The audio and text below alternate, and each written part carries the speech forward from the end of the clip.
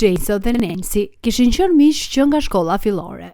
Në fillim ishin thjesht miq, por ndërsa rriteshin, djemt zhvilluan një konkurrencë për vëmendjen dhe dashurinë e Nancyt. Të dy e pëlqenin shumë atë, kështu që garuan për vëmendjen e saj dhe kërkonin dashurinë e saj. Nancy i trajtonte të dy mirë dhe nuk zgjidhte asnjërin. Pas mbarimit të shkollës, ata nuk u takuan aq shpesh, por mbajtën kontakt. Jason vinte nga një familje e pasur, kështu që pritet të shkonte në universitet. Nancy doqi një kolegj komunitar, ndërsa Mark shkoi të punonte si mekanik me të atin.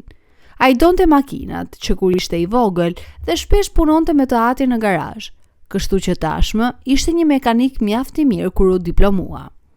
Pas përfundimit të universitetit, Jason mori një pozicion të mirë në kompaninë e të atit, ndërsa Nancy shkoi të punonte në një bank. Sot ishte dita më e keqe në jetën e Markut. Ai po kthehej në shtëpi dhe thjesht nuk dinte ç'të bënte me zemërimin, inatin dhe hidhërimin e tij. Nancy po martohej me Jason. Ajo zgjodhi mikun e tij. Sigurisht, me që babai Jasonit i kishte premtuar atij të ndihmonte për të hapur kompaninë e tij pas dasmës, ai kishte një të ardhmë të mirë. Çfarë mund të ofronte Mark? Ai po planifikonte të hapte një dyqan të vogël, por kjo nuk mund të krahasohej me suksesin financiar të Jasonit. Diku thellë, Marku e kuptonte se nuk e shqetësonte aq shumë zemra e tij e thyer dhe e palumtur, por egoja e tij e lënduar. Kur arriti në shtëpi, Marku, papritur, vuri re Amandën. Ai e njihte atë që kur ishin të vegjël. Ajo jetonte dy dyer më tutje, por ai kurrë nuk i kishte kushtuar vëmendje të veçantë. Ajo ishte disa vjet më e vogël dhe gjithmonë kishte qenë e qetë e turpshme si një miushe. Kur ishin fëmijë, ajo vraponte pas tij duke u përpjekur të bashkohej me grupin e tyre të miqve, por asnjëri prej tyre nuk ndihej njësoj, kështu që me kalimin e kohës, ajo hoqi dorë dhe mbajti distancë. Për çudinë e Markut, ai vuri re se Amanda ishte rritur.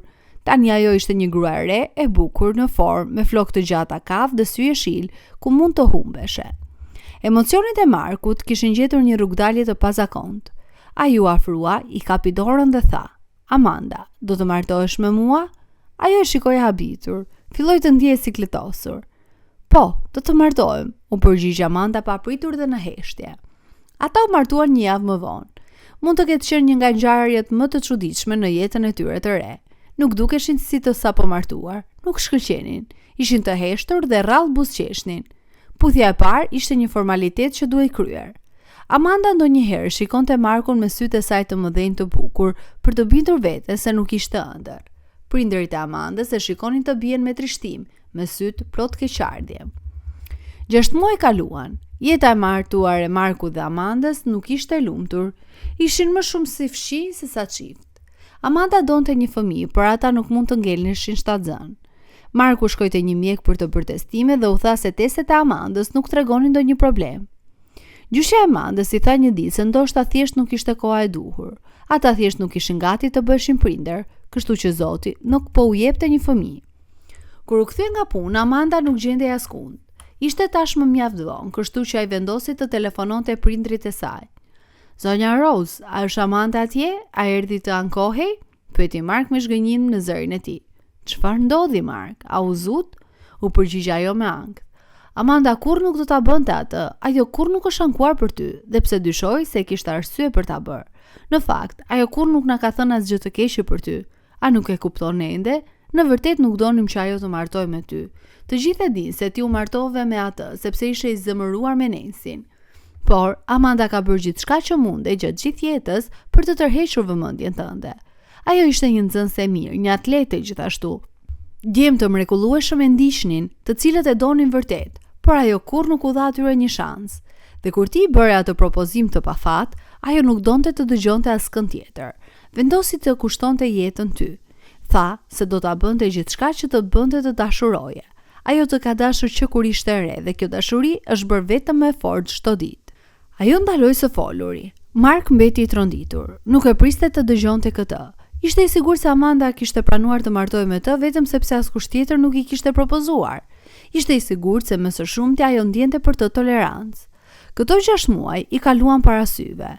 Ai kujtoi se si ajo e përcillte çdo mëngjes në punë dhe e priste çdo mbrëmje. Ajo kurrë nuk i vari në qaf apo kërkonte një puthje, thjesht e shikonte në sy. I uronte një mëngjes të mirë, një ditë të mirë dhe një natë të mirë. Ai kujtoi se si ajo gjithmonë pyeste çfarë donte të hante. Ajo ishte një kuzhiniere mrekullueshme.